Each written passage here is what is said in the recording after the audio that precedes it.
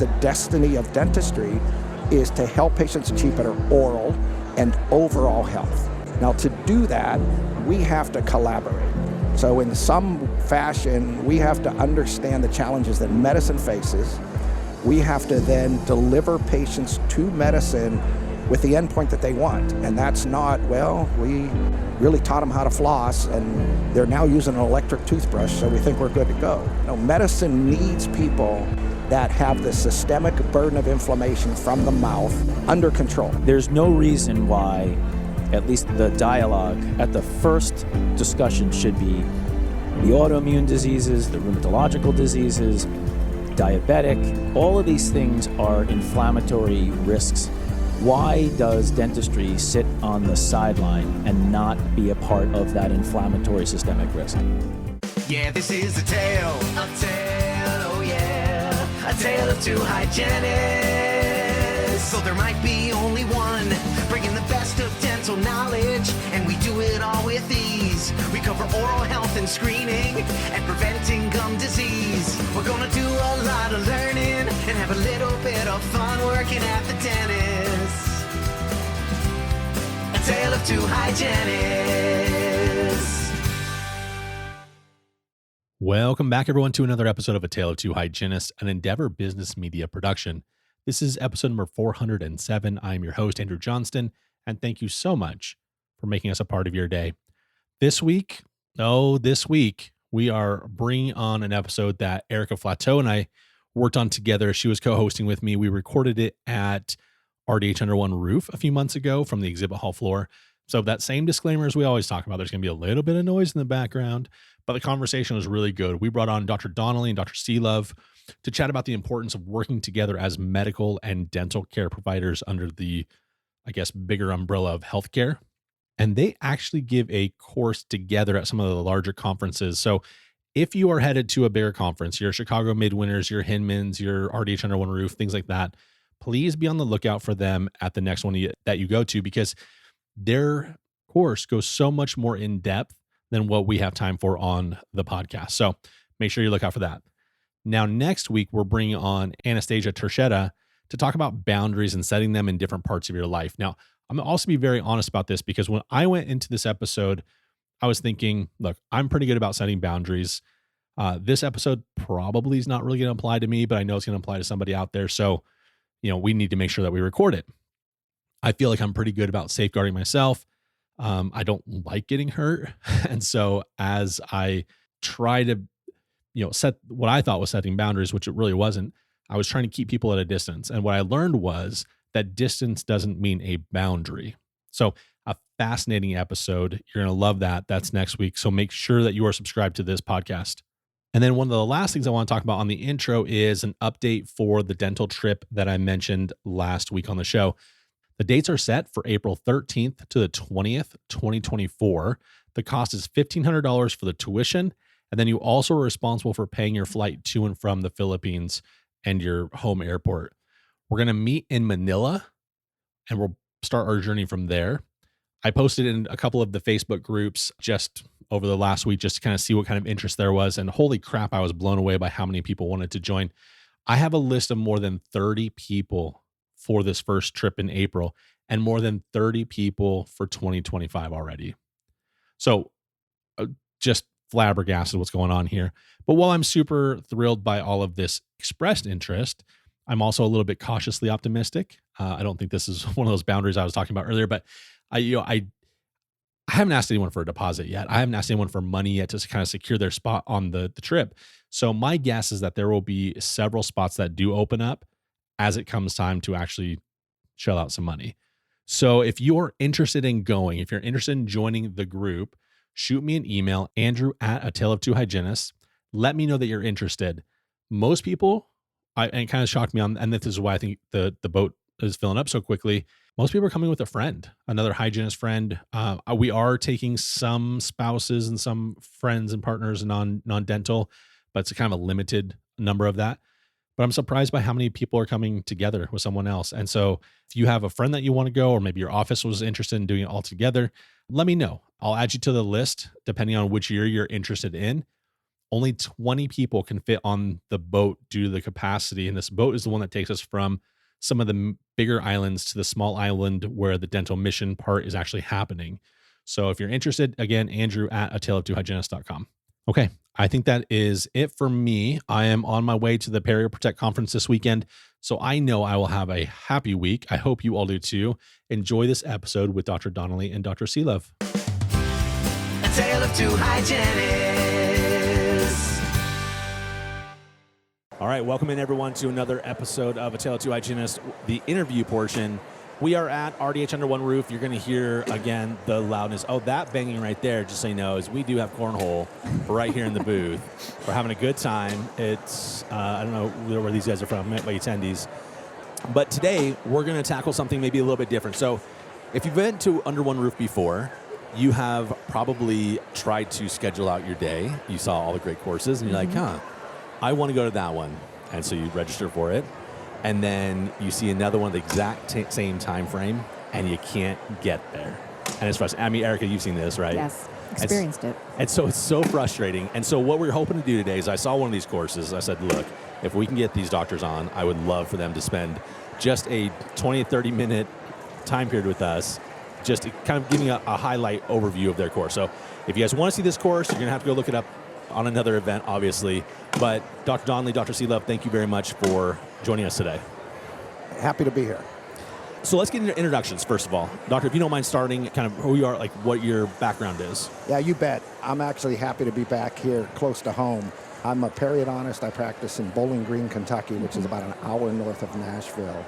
For about the last 20 years, I've been on a search for a better narrative for dentistry. I think we've kind of lost our way and continue to deliver messages that don't really tell the truth of what today's dentistry is all about. Our event here was focused on actually trying to determine that it is time to change and to move a little forward. I love it. I love her. Dr. Sealove, your background. Yeah. Unlike Dr. Donley, I am a newbie to the forum, and I'm glad to be a part of breaking ground because I am a cardiologist. I know less about the mouth than probably most people at this convention, but I spent the last 15 years doing clinical cardiology. I'm in private practice with about 28 other single specialty cardiologists, and then half my life I also am the chief of cardiology at a fairly large academic center in New Jersey. Why someone like myself is sitting here amongst an amazing event is because I, like Dr. Donley, believe that we are two parallel worlds that need to start to collide a bit. Amen. Yeah. Medicine and dentistry can't live in separate silos anymore, and we really need to fight the same fight that we're fighting together. I love that. The course title was, I'm going to read it off here, Thinking Beyond the Pocket Depth, the Role Bacteria Play in Periodontal Disease. Do you all mind just going for the next little bit and kind of giving us like course highlights of things that you think that hygienists and any dental professional really needs to zero in on? Yeah, the basis of the course really is about the fact that indeed the narrative has to change. For the last 50 years, dentistry's been about being the senior members of the oral hygiene police and making sure patients have a good checkup and don't have any cavities. When in actuality, the evidence is overwhelming at this point that the mouth is connected to the rest of the body. Now, where it really gets interesting is there's unequivocal evidence that not only the local inflammatory response to bacteria that accumulates underneath the gum line, not only does that local inflammatory response get into the bloodstream, but the bacteria themselves have the potential to get into the bloodstream. There's overwhelming evidence that that happens. So why do we keep telling people that the most important thing that happens when you come in is we clean your teeth and we scold you because you haven't flossed adequately enough? Our contention is that there's not just an opportunity, I think there's a responsibility for us in dentistry to step up our game and realize the goal can no longer be simply help people keep their teeth for as long as possible or to make sure they come in for cleanings. The goal has to be to help them establish a mouth that's relatively free of disease over time and functional, aesthetic, that's relatively disease-free and maintainable as such. Now, to do that, we all understand that there are specific people that have risk factors for gum disease. We certainly know who they are. And when they come in, we wag our finger a little extra hard at them and say, you're a tobacco user. You're more likely for gum disease. We better, do something about it. And they love that. They respond really well to that. Yes, that's exactly right. But the reality is there's a bigger tale there to be told. You can say to a tobacco user, look, you're already at risk for heart disease. Mm-hmm. We've told you you're at risk for gum disease. If we don't aggressively treat the gum disease, it's going to further increase your risk for heart disease. Like, these are priority people. We should be knocking ourselves out to do what's ever necessary.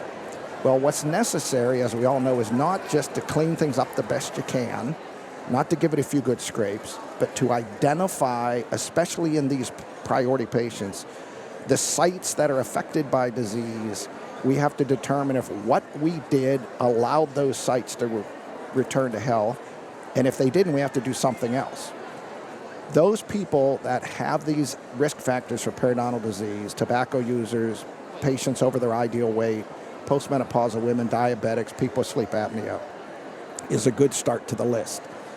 Interestingly enough, those people are not only more likely to get gum disease, those are the risk factors that medicine, those are the patients that they look at and say, man, we're having a heck of a time. Giving these people the quality and quantity of life that they deserve because of the fact that they have these other factors. We're in a prime position in dentistry to not only address that, but to partner with medicine to do it. And I think what you'll hear from Dr. Sealove is, medicine has their own set of challenges. They're fully on board with the fact that diet, nutrition, tobacco cessation, all of these things are important. We play in that arena. We just have never looked beyond the mouth. And that's what we have to do. So I crossed paths with Dr. Sealove and said, hey, what's going on in the mouth might be affecting whether your patients are going to have a second adverse cardiovascular event. And he said, I kind of heard something about that, and listened to the science and said, this is amazing that nobody knows about this. This is the destiny of dentistry, is to help patients achieve better oral and overall health. Now, to do that, we have to collaborate. So in some fashion, we have to understand the challenges that medicine faces. We have to then deliver patients to medicine with the endpoint that they want. And that's not, we really taught them how to floss, and they're now using an electric toothbrush, so we think we're good to go. No, medicine needs people that have the systemic burden of inflammation from the mouth under control. They need those people, and oh, by the way, I'm guessing, they'd be thrilled if we would take the ownership and say, smoking cessation, we're going to counsel our patients. For all that to happen, we need to find out from medicine what their challenges are, what they want from us, and then we'll flip the coin and go to medicine and say, hey, you guys got to realize we can play a role in this.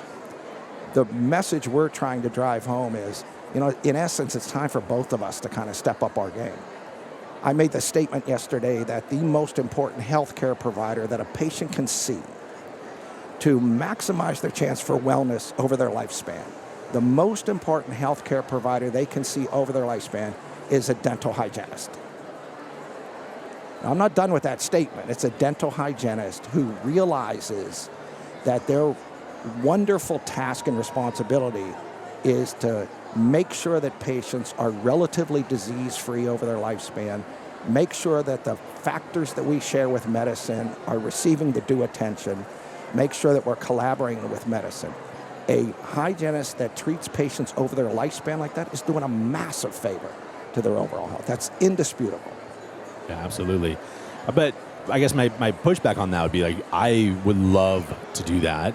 Sometimes I feel a little bit inadequate. Sometimes I feel like I'm not trained. I don't know where to look. I don't know. Maybe I haven't had medicine come into my life and say, these are the things that you need to, be addressing with your patients. So how do we get there? Let's go to medicine and ask medicine what it is that would really help them out. Yeah. Let me first piggyback onto what Dr. Donley was saying, which is it's irrefutable what systemic inflammation does adversely to your body. My organ of interest, cardiovascular disease, is an inflammatory disease. It's irrefutable with that, but overall inflammation in your body is a bad thing. And what I have come to learn is what happens in the mouth locally has tremendous systemic inflammatory negative effects. So there's no reason why, at least the dialogue at the first discussion should be the autoimmune diseases, the rheumatological diseases, diabetic. All of these things are inflammatory risks. Why does dentistry sit on the sideline and not be a part of that inflammatory systemic risk? So once you start that discussion and raises an eyebrow and you dive into the literature, don't take my word for it, you say, wow, there really seems to be this additive risk with significant periodontal disease in systemic inflammation. And that's where medicine will cross paths with dentistry. There's really no reason why when I see a diabetic, I tell them to see their ophthalmologist, see their endocrinologist, and see their podiatrist. It's something that I think I have a responsibility to do. There's no reason why I can't say and shouldn't say, you also, when was the last time you saw your dental health care professional? Because those people are the same risks for gum disease as it is for cardiac disease. Your question about what do we need? The last thing we need is more stuff to deal with. We are inundated with administrative tasks. Another piece of paper, another this, another that is going to drive us crazy. However, you always have us as active listeners when you communicate with us for pre-dental assessments or extraction, medical clearance, or cardiology clearance.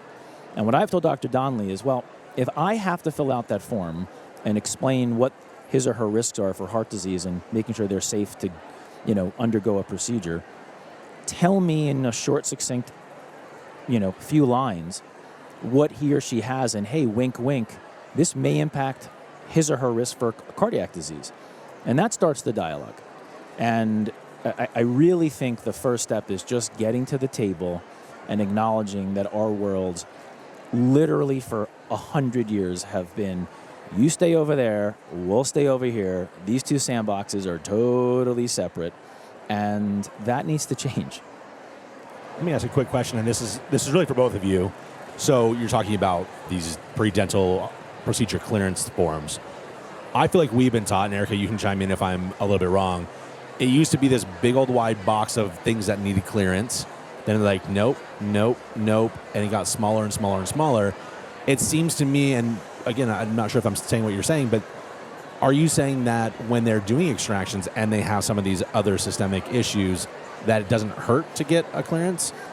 Yeah, well, I can't play dentist. I'm definitely not as smart as Dr. Donley, and so I don't know when somebody needs clearance. Mm-hmm. I imagine it's smaller and smaller and smaller. Yeah. I'm just saying that the pushback you'll get from medicine is, I don't want any more information from anyone. I don't want to do another 2 hours of work after I see patients. And now you're adding more to that list.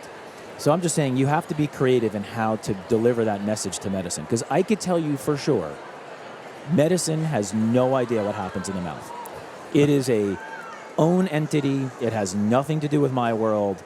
You see the dentist, the periodontist, whatever it is, and we are going to be living in this space.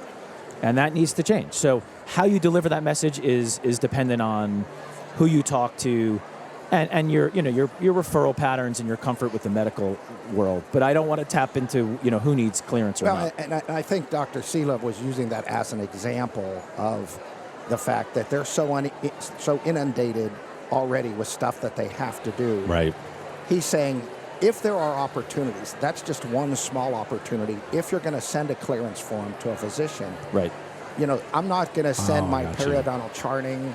I'm not going to send copies of their full mouth series. Yeah. What they want is they want a blurb that says, listen, we understand that the mouth might be playing a role in this patient's systemic inflammation. We just want you to know we're on it. And, oh, by the way, if you have other patients who are going to be these exact same patients in whom you're having difficulty with managing inflammation, we're perfectly positioned. You know, we have 45 minutes to an hour of time that we see a lot of people on a regular basis. Yes, and I know immediately you're going to say, I can't even get done what I need to get done now. Well, Reading my mind. yeah, that's where some of the responsibility for us comes in, where, you know, we have to choreograph what that visit is all about. There are, I think, 500,000 dental professionals in the U.S., roughly. There are also 500,000 different maintenance protocols. How can that be? Everyone that does it their own little ways. Some people look at this, some people don't look at this. Let's together say, what does medicine want from us? How are we going to structure and choreograph our patient experience to deliver that? Because the underlying message is they want us to do it. This is a cardiologist sitting here saying, hey guys, like, please help us out.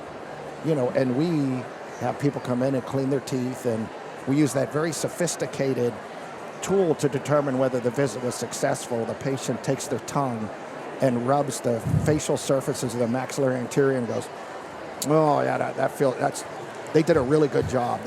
I knew they needed clean. You know, that has to change. That has to change. So if a hygienist is listening to this and they want to start incorporating some of those things that you're needing and things that you're suggesting we should do, how does someone start this? How does a hygienist start to practice this approach? And what are some things in lay terms that they could ask that a patient could understand as they're working on them and opening up this discussion? A couple fabulous questions, open-ended questions, one of which is, what's your biggest concern in terms of your overall health as you get older? Because if you think about it, whatever they answer, there's a link. You know, and the news is the evidence is pretty strong for that. So, well, you know, my dad dropped dead of a heart attack when he was 46 and left my mom to fend along with these kids. We might be able to help. Mm-hmm. You know, I watched my mom go from this tremendously important member of our family to not even knowing who we are with Alzheimer's disease. We can help. The other side of that coin is we have to start doing it. We have to up our game and have in place, no matter what your maintenance routine is, I think you have to have an understanding in the office of who are our priority patients. Who are the ones that we really have to do a decent job at in terms of getting them to where their mouth is relatively free of disease and maintainable. Secondly, how do we tell what sites are affected? Periodontal disease, without question now, is a systemic disease with site-specific presentation. Who are the priority patients? Which sites do we treat? We can no longer start at the distal of number 2, give it a few good scrapes, go up the one side, down the other side, and call it a successful visit. Who are the priority patients? Where are the sites? What's been done in the past is number 3. Have a way chairside to immediately get that information. Do it through the health history. Do it through better communication. And then lastly, once you determine what's been done in the past, use your clinical judgment to say, what are we going to do next? And I think that's a key point. We in dentistry have been completely procedure-driven forever. And it's no surprise that we sit around at meetings like this and complain that, well, people, they just like order off the menu. I don't want the deep cleaning. Just clean them up the best you can. You know, I think we have to give people and sell them, in essence, on an outcome. And if, in fact, there's a reasonable need to achieve that outcome, and you have cardiology sitting here saying, hey, this can really help. If there's a need to achieve the outcome, then the procedures that are necessary become part of the whole journey. And I think that's what has to change. I would add a little bit, you know, we need your help to tackle the same exact patient with the same exact risk factors for both of our diseases. So I have, on average, in the United States, 7 to 8 minutes on a follow-up office visit in medicine. You guys have a lot longer. You have someone who is sitting there doing very little other than listening to you scrape and poke and prod. And they have to listen because they're just sitting there. And it would be fantastic, again, in some way, shape, or form, with endless information online, about, hey, you really got to know your numbers. How is your cholesterol? What are those sugars? Have you seen Dr. Sealove, or have you seen a medical provider in a while? We're not asking, at least I think my expectations are real. We're not asking you to improve their glycemic control. But even being a part of the discussion in decreasing the same risk factors that are out of control and killing our patients would be amazingly helpful. And I would even take it a step further. If there were the Dr. Donleys of the world in my neighborhood, and I get this letter, I get this phone call, a patient tells me, oh yeah, this guy nudged me to you because my sugars, I was smoking. I'd say, wow, I don't know who this Donley guy is. Your mouth seems clean, and you said you're doing well, but this guy has an interest to collaborate and work with me. I mean, truly pushing the patient to a healthier and longer health span. That's the guy I want to collaborate with. I want you to see Dr. Donley. So I think it also become full circle. I think referral patterns could actually be altered. But all in all, we're in this for better patient care and better patient outcomes. It is really a tragedy what's happening on both of our worlds, that the disease states are rampant across the country, and we're seeing them die in front of us. Let me ask this, because I feel like, a specialist, a Dr. Donley of the world versus a GP, do you feel like it's the referral process, the getting access to someone of your caliber is easy for a GP to do? I feel like there's so many just general dentists. I couldn't imagine you really want all of them calling your office that you could really sustain. I mean, assuming the best case scenario, everyone's doing it. Is there a different priority that we should be going, GP to GP first, and then they refer to cardiology? Like, how does that flow go? Yeah, well, that's what I was referring to earlier about, just an idea about how do you bring that information to the medical team and vice versa. And I think it's going to, vary across the country, urban, suburban. We can't take any more phone calls. But somehow that message needs to be delivered directly to me. And that's why, as an example about these pre-dental forms, is I am literally looking at these things 5 to 10 times a week. Yeah. So you have an audience of people, providers, looking at these things. But yes, I don't know the right answer of how that communication goes. What I would tell you is I don't see a bias for the periodontist, the general practitioners, the hygienist. Like, listen, the more denominator of people helping, willing to fight this, the better it will be for our patients. Sure. And let's also try and resist our typical bias where we immediately on our side say, well, we don't have time to do that. And you even mentioned, I'm not well versed on exactly what to say. We can really standardize and at least say this is the core message. And if this is the core message, any interaction we on the dental side have with medicine, now that we understand they're inundated, they don't want a ton of information, but I'm telling every medical provider I know that we realize that the mouth is connected to the rest of the body. We're on it from the standpoint of managing the oral contribution to systemic inflammation. And by the way, we're going to address these other areas, and then let's us have systems in place. If it's a tobacco user, boom, we say this, we hand them this, we direct them to this. That doesn't have to take any time other than the planning to have a routine that allows us to accomplish these things rather than teaching them how to floss for the 900th time when we know none of them are going to do it. What you were asking earlier, if I can, this is overwhelming. We're not trained to do this. What am I supposed to do? What are my actionable plans to take away from this little discussion? And I think the answer is more than you're doing now is a win. If you feel comfortable telling them, listen, you really need to work on being more active, getting up and going, just knowing your numbers, being an active part of that discussion is a win. Talking to the medical team in some way, shape, or form that fits your style and is a win. We're just living in these separate universes. So will that hopefully improve over time? For sure. Should there be better protocols for smoking cessation, weight loss, glycemic control? Not that the dentist is following glycemic control, but these are the things to do, and these are the things you really got to work on. These are the people you should really see adjunctive to your medical doctor, for sure. but I don't want to overwhelm anybody. It's just shaking somebody's hand, and they're going to look at you, and I promise you the medical field is going to look at you saying, what is he or she talking about? I thought you are focusing on, that back molar, and that needs to change. And that's for me the goal of a meeting like this, is just to have somebody raise an eyebrow of, there's a medical guy or gal here working with the dental community, realizing that we need to coexist. I love that you clarified that. I think the hygienist brain in both of us was like, okay, well, tell us exactly what percentage of bacteria reduction we need to have in our mouths in order for us to be successful, in order for us to be able then to refer to you guys. Like, we take things so literal. So I'm glad you kind of like clarified, like, this is a starting point.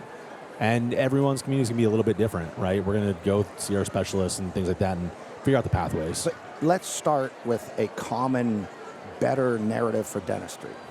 Let's decide that the story going forward that we're going to start telling our patients is inflammation anywhere in the body is bad. We now know that the mouth is a source of this exact same inflammation. If you have gum disease, you can have it and not even know it. And we have to have a little bit of a come to Jesus moment and start to re-educate our patients and say, no, what we told you for the last 100 years, see us twice a year, brush and floss, and everything will be fine. That's not true. You can have this and not even know it. We're the only people that can tell whether this inflammation in the mouth is present. People need to partner with us over their lifespan, not to get their teeth clean. They need to partner with us over their lifespan so that we can do our thing, which we now know gives them great benefits beyond having fresher breath and whiter teeth. That's a message I think that's worth delivering. Oh, absolutely. For where I sit and what Dr. Donley just said, it is about a lifetime preventative risk strategy we're trying to do here. I hope no one ever needs me in the cath lab. I hope that their visits are all preventative care, and the same thing I imagine with dentistry. I mean, if we all live to 100, we will all get atherosclerotic disease, which is hardening of the arteries. It's inevitable in our species. We're not sure why. But you want to succumb to something else and die with cardiovascular disease rather than succumb to it. So the whole purpose of this is not, hey, I have pain in my tooth, my gum line, I have, you stick this probe up almost going straight to my brain, kind of pocket depth. That is a different discussion, but we're here to try to prevent all of these things. And global systemic inflammation is one of the targets, and that affects both of us. I think if we were actually being true to ourselves, there are some uncomfortable truths that we on the dental side are going to have to come to accept. Number one, if you have below the gum line issues, all the brushing and flossing in the world is not going to do a thing. We propose to be unbelievable at prevention. We in dentistry we haven't prevented anything. I'm 28 years into the profession. People have worse disease in their mouth now than when I started. That makes no sense. The message has to be, we have to do a better job of actually determining if this exists, keeping the disease at bay over their lifespan, and somehow quantifying that and communicating with medicine. I think it can happen. We just have to do things a little bit differently. I agree. I absolutely agree. Doctors, thank you so much for taking the time to meet with us. If anyone wanted to reach out, I know you guys are speaking and things like that. Where can they find more information about lectures, courses, social media, etc.? Well, we're in the process of kind of trying to spread the message, and this is an extremely special event for us to have Dr. Sealove, a leading cardiologist, come in and not only say, hey, I'm curious, but wow, I get it, you can actually help me. So we're looking for opportunities to spread the message. In terms of, from a dental standpoint, probably the best way to reach me, I have a online presence I put together, which is beyondthemouth.com, beyondthemouth.com. And there actually is a source of information that has been designed through an input of many like-minded people to overcome some of these obstacles. If you go to beyondthemouth.com, you can get access and download some of the materials that we use to deliver a different message to patients. Yeah, and for me, the best place is probably just my email. If someone really has an interest, I will gladly correspond with them because we need more players on the battlefield. So it's brett.sealove at hmhn as in Nancy.org. Awesome. Appreciate you both for being here. Thank you very much. Thanks for having us. This is great. Yeah, this is a tale, oh yeah, a tale of two hygienists. So there might be only one, bringing the best of dental knowledge, and we do it all with ease. We cover oral health and screening, and preventing gum disease. We're gonna do a lot of learning, and have a little bit of fun working at the dentist. A tale of two hygienists.